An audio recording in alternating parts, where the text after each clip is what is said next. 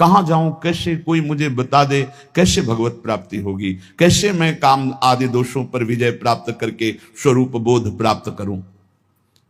संसारी मनुष्य अपने प्रिय परिवार के कुटुंबियों के लिए बुरा से बुरा पाप कर्म करता है, और जब मरता है तो अकेले उसको फल भोगना पड़ता है।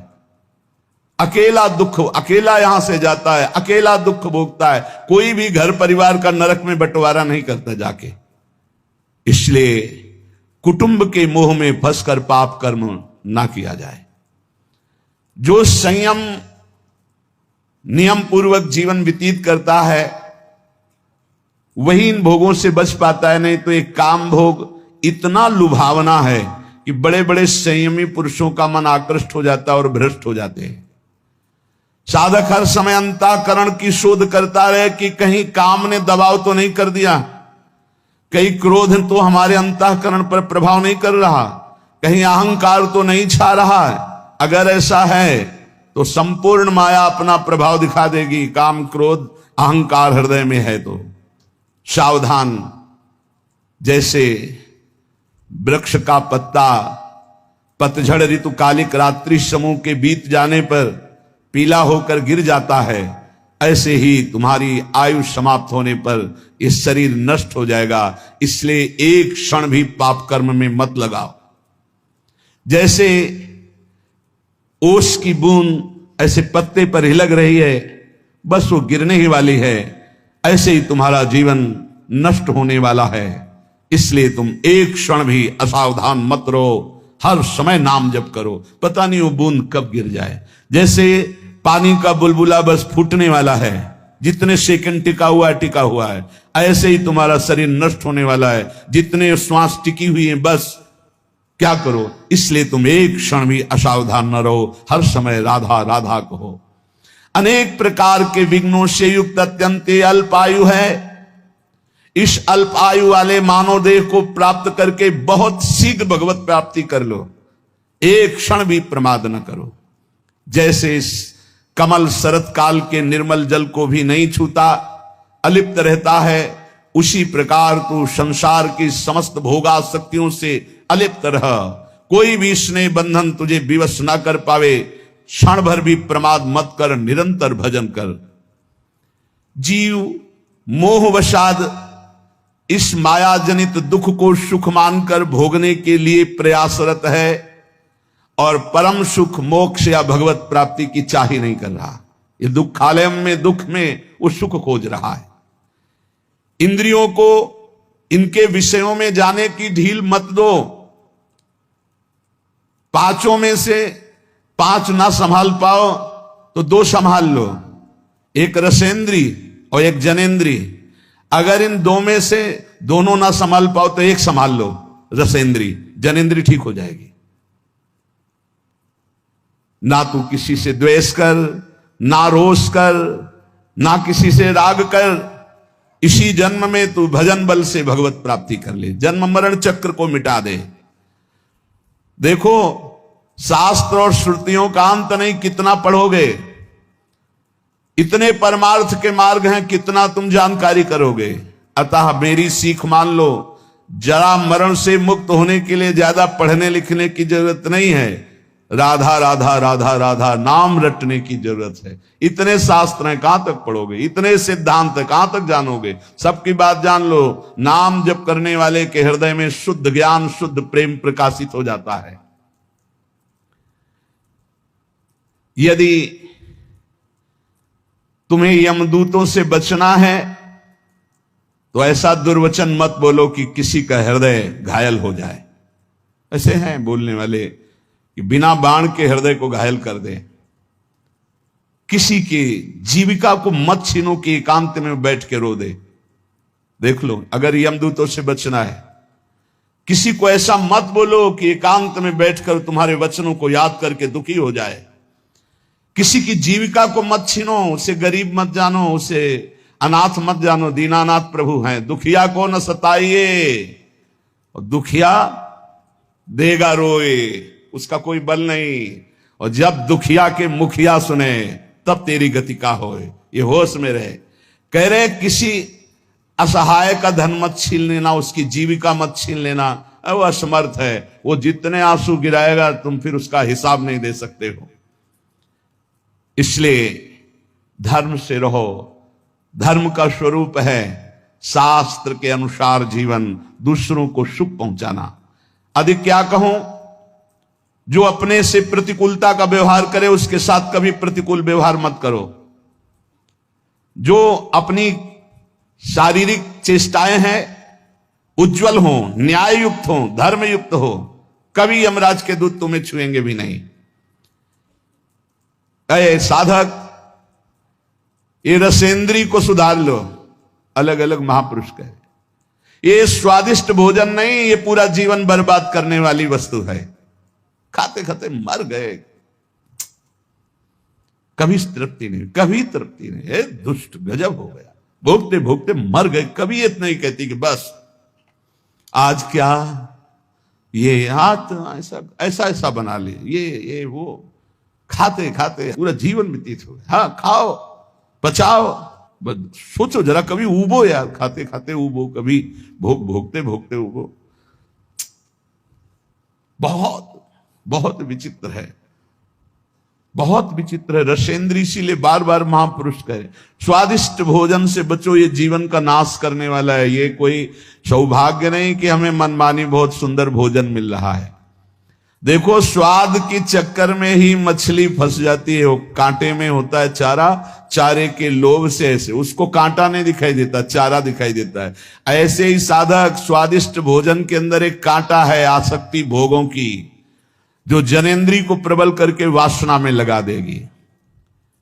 और सुनो, किसी के रूप में मत फंस जाना। पांच भौतिक ये रूप अगर नेत्रों को प्रिय लगने लगे तो प्रियालाल के रूप देखने का अधिकार खो दोगे। अरे जीव, तू एकमात्र भगवत प्राप्ति के लिए मानव देह में आया। इसलिए रसेंद्री, जनेंद्री, घ्राणेंद्री, श्रवणेंद्री, त्वगेंद्री सब कुछ संभालो और प्रभु के चरणों में लग जाओ। एक आदमी जानता है सब कुछ पर करता नहीं है, तो क्या फायदा जानकारी का? शास्त्रों के स्वाध्याय का, संत समागम का क्या लाभ मिला? तुम्हें बहुत जानकारी है पर तुम अपने आचरणों पे नहीं उतारते हो। एक आदमी है जानता नहीं पर जितना जाना चल दिया वो पहुंच जाएगा। इसलिए ज्यादा शास्त्रों की जानकारी के चक्कर में मत पड़ो। जितना जानते हो उतना आचरण में उतार लो। वही मोक्ष पाता है जो जितना जानता है उतना आचरण में उतार लेता है। जो सच्चा साधक होता है वो अंदर में अपने जितनी जानकारी है उसके अनुसार चलता है। वो कभी विपत्ति से विचलित नहीं होता। जीवन का सार यही है उपासक, भयानक से भयानक परिस्थिति आने पर भी प्रभु का चिंतन न छूटने पावे, धैर्य न छूटने पावे, किसी और का सहारा न ले लेना। ये सब महापुरुषों की बातें हैं, पकड़ लो। बहुत आनंद प्रदान करने वाली बातें हैं। बहुत सावधान। अय उपासक, जीवन का सार यह है कि भयानक से भयानक विपत्ति आवे, तुम्हें अपने धर्म से न डिगा पावे। दुनिया में रहते हुए दुनिया का कोई भी व्यक्ति और भोग तुम्हें आकर्षित न कर पावे। देखो भाई, देख लो, दुनिया में रहते हुए दुनिया का कोई व्यक्ति का भरोसा न हो और कोई भोग आकर्षण न कर पावे। हमारी चाहे अंग अंग काट दिया जाए पर हम अपने धर्म को नहीं छोड़ सकते। ऐसे निष्ठावान हम अपने धर्म, देखो यहां काटने मारने की तो कोई बात है नहीं, थोड़ा प्रलोभन आया और भ्रष्ट हो जाते हैं। अरे कह रहे हैं, यहां लिखा है, अय उपासक, भयानक से भयानक विपत्ति की परिस्थिति में भी अपनी निष्ठा से चलायमान नहीं होना है। चाहे काट दिया जाए तो भी हम अपनी निष्ठा से चलायमान नहीं, तभी भगवत मार्ग पुष्ट होता है। पाप कर्म में कभी रति मत करना। ध्यान से सुनो, जो प्रश्न करते हैं कि पापी लोग बड़े सुखी दिखाई देते हैं, ये ताजे दूध की भांति पाप कर्म होता है। जैसे ताजा दूध न फटता है तुरंत और न विकार को प्राप्त होता है, पर आगे चल करके वो दुर्गंध युक्त हो जाएगा। ऐसी अभी अभी पाप हुआ है तो पूर्व के पुण्य काम कर रहे, सब काम बनता चला जाए, लेकिन वो पाप कर्म ढकी हुई आग के समान है। जिस दिन वो अपना रूप धारण करेगा भस्म कर देगा, तुम्हें नष्ट कर देगा।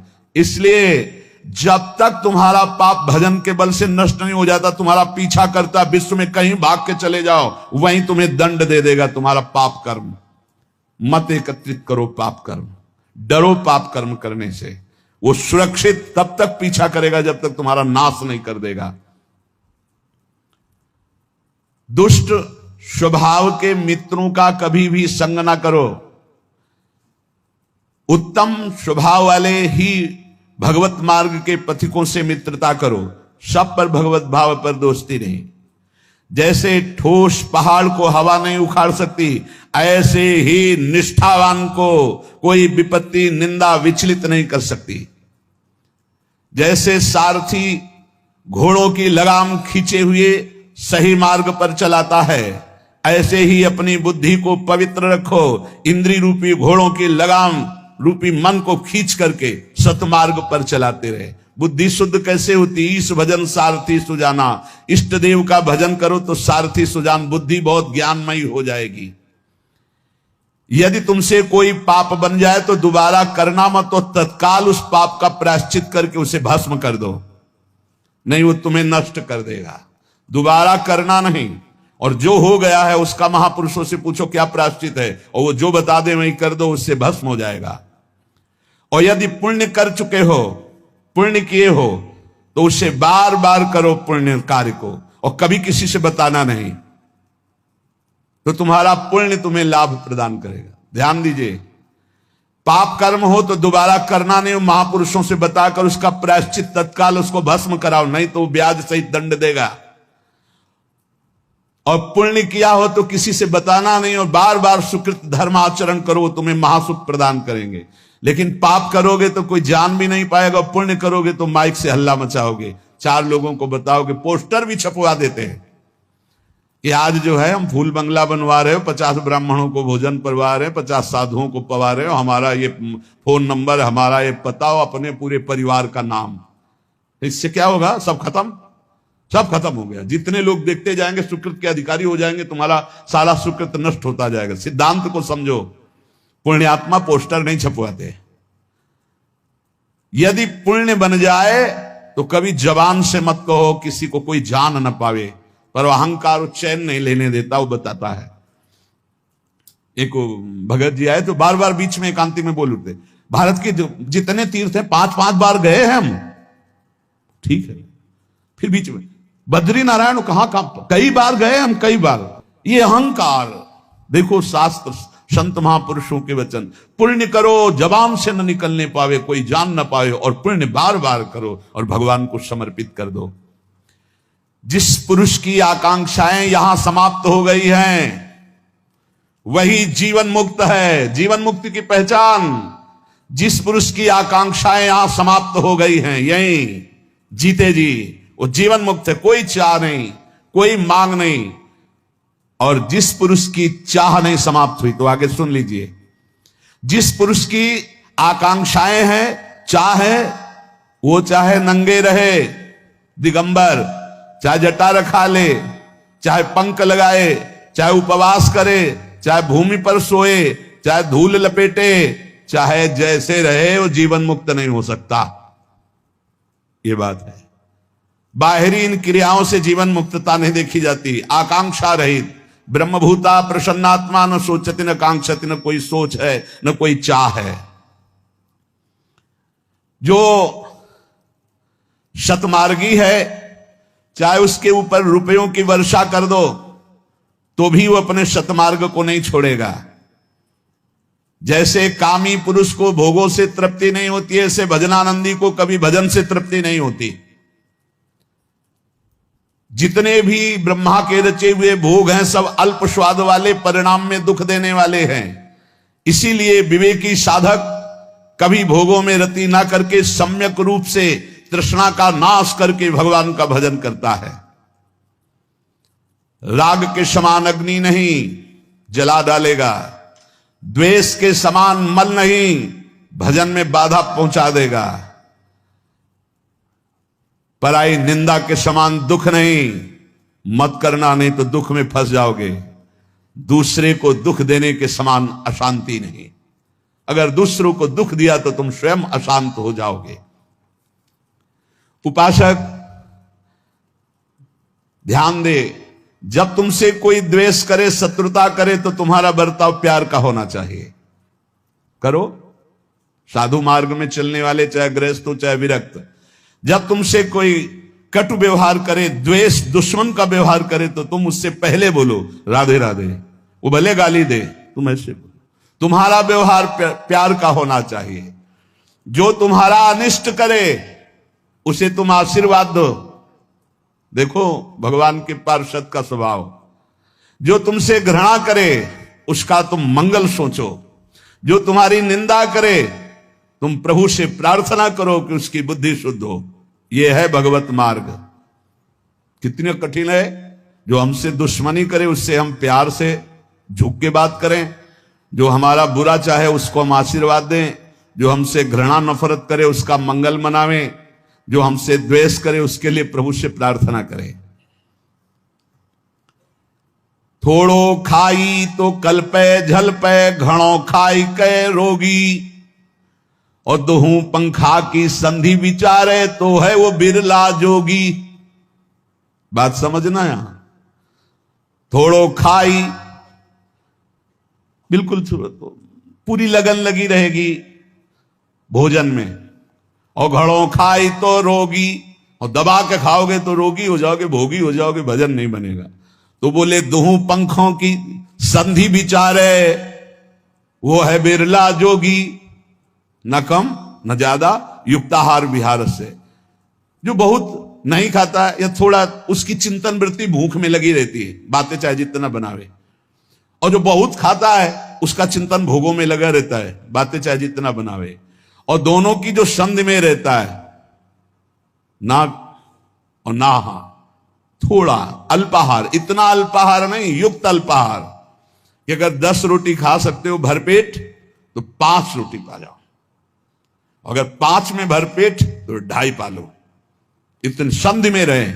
थोड़ा खाई तो कल्पे झलपे, उसी का चिंतन। और घड़ों खाई तो रोगी।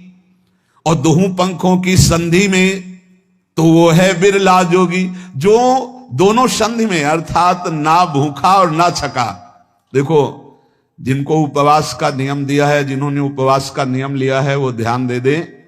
उनका चिंतन भोजन का नहीं होना चाहिए। अगर भोजन का चिंतन हो रहा है तो फटाफट रोटी दाल बनाओ और भोग लगा के पालो और खूब भजन करो। हमारा उद्देश्य है कि आपके पेट में हल्का आहार जाए और आप रात दिन मंत्र जप करो। इसके लिए उसका चिंतन न बने कि काश दाल रोटी ऐसे, तो पालो और भजन में लगो, श्री जी के चिंतन में लगो। और अगर ऐसे चल रहा है तो बहुत अच्छा है, बहुत अच्छा है। अवधू रहिबा हाटे बाटे, रूख बिरक की छाया। तजिबा काम क्रोध और तृष्णा, ये संसार की माया। ऐ अवधूत साधु, बाजार में, हाट में, बाजार में, या वृक्ष के एकांत क्षेत्र में, दोनों में तुम्हारी समान बुद्धि होनी चाहिए। बीच बाजार में बैठा तो समाधिस्थ, और एकांत में बैठा तो समाधिस्थ। ऐसी स्थिति वाला संसार की माया, काम क्रोध लोभ मोह बीच समाज में रहते हुए भी तुझे ग्रसित न कर पाए। चाहे एकांत हो या समाज, दोनों में तेरी स्थिति एक जैसी हो। हबक न बोली वो, ठबक न चली वो, धीरे धरिबा पावो। गरम न करी वो, सहज रही वो, भड़ंत गो रख राऊं। कह रहे कि मचल के नहीं, गंभीरता पूर्वक पैर, एक साधु एक एक पैर संभाल के रखता है, कोई जीव न मर जाए। उसकी चाल अलग होती, आराम आराम, हबक ऐसे नहीं। और जब बात करना है तो एकदम उतावले होकर के नहीं, बहुत गंभीरता पूर्वक, शांत विचार पूर्वक बोलिए। ये योगी के लक्षण है। हबक न बोली वो, ठबक न चली वो, धीरे धरिबा पाऊं। आराम आराम से नाम जप करते हुए पैर रखो। बिल्कुल ऐसे उतावले होकर बोलने मत लगो। और ठबक मचलते हुए नहीं चलना चाहिए। नहीं, साधु का चाल होती है, ग्रीवा झुकी हुई, गंभीर मुद्रा, एक एक कदम आराम से चल। गर्व न करिबो, किसी भी प्रकार का गर्व नहीं होना चाहिए। भेद न कहना, अपने हृदय की बात किसी को ना बताए। कह रहे कि अपने हृदय के सहजे रविवा भड़ंत गौरव राम। गोरखनाथ जी कहते हैं मैं जो आपको आंतरिक वृत्ति बता, अपनी स्थिति कभी किसी से बताए ना। बोलते नहीं वो, कुछ बहुत गंभीर रहते हो, लगता है भजन में रहते हो। पीड़ा है ना तो उसी में चिंतन में रहते हो, बहुत पीड़ा है उसी में लगे। क्या पीड़ा है, जाओ यार प्रपंच कर चल बार, आप पूरा तुम्हें इतिहास बतावे, चलो यहाँ से ऐसे। और एक तो साधु की दृष्टि में दम होना चाहिए, जल्दी कोई बातें नहीं करेगा, अपने स्वरूप में हो तो कोई बात नहीं कर सकता। मन में रहिणाम भेद न कहिणाम बोलिया अमृत बाणी। गोरखनाथ जी कह रहे मन में रहना अंतर्वृत्ति, भेद न कहना, क्या साधना कर रहे हो, क्या गुरु ने उपदेश किया, कभी किसी से न बताए, अपने साधन को कभी किसी से न बताए। बोलिवा अमृत वाणी, जब बोले तो अमृत शब्द बोले, नाम लीला गुण ये अमृत शब्द है। अगिला अग्नि होइबा अवधूत तो आपन होइबा पानी। बोले अय अवधूत, जब कोई तेरे को आग बबूला करने के लिए उपाय करे, गाली देना, मारना, निंदा करना, तब तू पानी की तरह बहना, तेरे अंदर क्रोध नहीं आना चाहिए। ऐ अवधूत साधक, तू अपने को कभी किसी के सामने प्रस्तुत मत कर, तेरी साधना क्या है, गुरु ने क्या बताया, तू किस स्थिति का है, ये प्रस्तुत मत कर। बहुत सावधानी पूर्वक बोलो, अमृतमय वचन बोलो। और करे जब कोई तुझे आग बबूला करना चाहे, निंदा अपमान ऐसे कर, तो तू पानी की तरह बह जा, क्षमा कर दे, बिल्कुल गुस्सा नहीं आनी चाहिए। गोरख कहे सहुड़े अवधू जग में ऐसे रहना, आंखें देखिबा काने सुनिबा मुखते कछु न कहना। नाथ कहे तो आपारो पो हट कर बाद न करना, यह जग है कांटे की बाणी देख देख के धरना। गोरखनाथ जी कहते हैं तू संसार में दृष्टा मात्र है, इसलिए जब गाली दी जा रही, अपमान दिया जा रहा, अंतःकरण में जलन हो रही, तेरे में नहीं, तू दृष्टा मात्र साक्षी मात्र बना रहना। आंख से सब कुछ देखना, कान से सुनना, परंतु मुख से कुछ मत बोलना, तू दृष्टा बना रहना, तेरे को कोई परेशानी नहीं होगी। तू अपना आपा समझ, तू परमात्मा का स्वरूप है। हठ पूर्वक किसी से वाद विवाद मत कर, ये जगत कांटे की बाड़ी है, बहुत देख देख के पैर रखना, नहीं तो कांटा चुभ जाएगा, फंसा लेंगे ये लोग, संसारी लोग फंसा लेंगे। तू अपने स्वरूप में रहना और साक्षी भाव में रहना। और बहुत बहुत बढ़िया मस्ती की बातें है योग की, जो भगवत मार्ग के पथिक उनको मस्त करने वाली बातें। स्वामी बंड खंड जाऊं तो खुबिया व्यापे, और नगरी जाऊं तो माया, भरी भरी खाऊं तो निंदा व्यापे। क्यों सीझत जल बिंब की काया, खाए भी मरिए अण खाए भी मरिए। गोरख कहे पूता संजम ही तरिए, धाये न खाईवा भूखे न मरिवा। आहनिश लेवा ब्रह्म अग्नि का भेवम, हठ ना करिबा पड़ा न रहिबा। यू बाल्या गोरख देवम। बहुत ऊंची बात कह रहे। स्वामी वन में जाऊं तो पैरों में कांटा चुभते हैं और भूख लगती है, और अगर शहर नगर में जाऊं तो माया खींचती है। ऐसा आकर्षण संसार का है, बड़ा विचित्र है। पेट भर के खाऊं तो नींद आती है और भोग वासना